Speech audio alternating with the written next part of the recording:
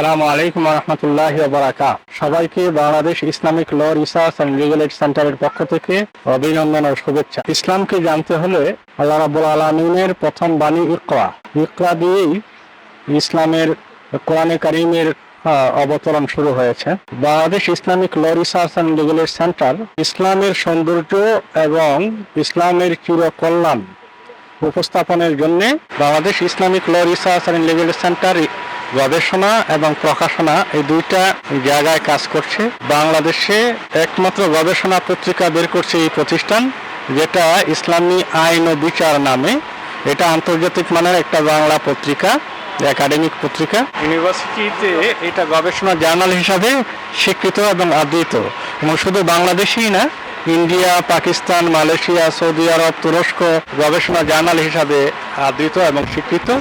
এর মাধ্যমে ইউনিভার্সিটির শিক্ষকদের প্রমোশন হয়। এমফিল এবং পিএইচডি যারা করেন এই জার্নালে আর্টিকেল করলে তারা এমফিল এবং পিএইচডি করার অনুমোদন পান।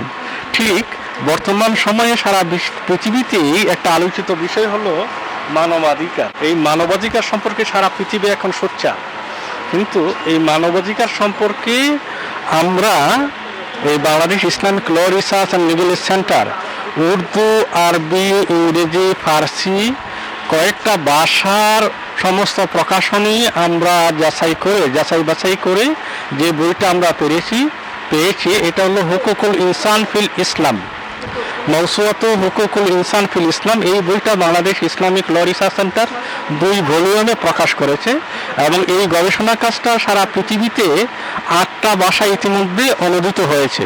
মূল কাজটা হলো আরবিতে।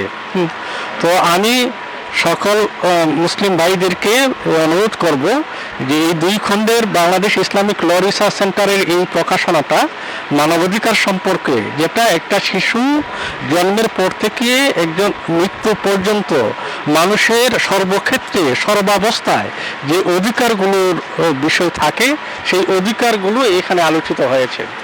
এই বইটা পড়লে অধিকার সম্পর্কে আপনারা চমৎকার ধারণা পাবেন, এবং এই অধিকার সম্পর্কে সতর্ক হলে এবং নিজেরা অধিকার বুঝে নেই এবং যাদের অধিকার দেওয়া তাদের অধিকার আমরা আদায় করি, তাহলে এই সমাজে কোনো বৈষম্য থাকবে না, বিশৃঙ্খলা থাকবে না, এবং শান্তি প্রতিষ্ঠিত হবে ইনশাআল্লাহ। সবাইকে ধন্যবাদ।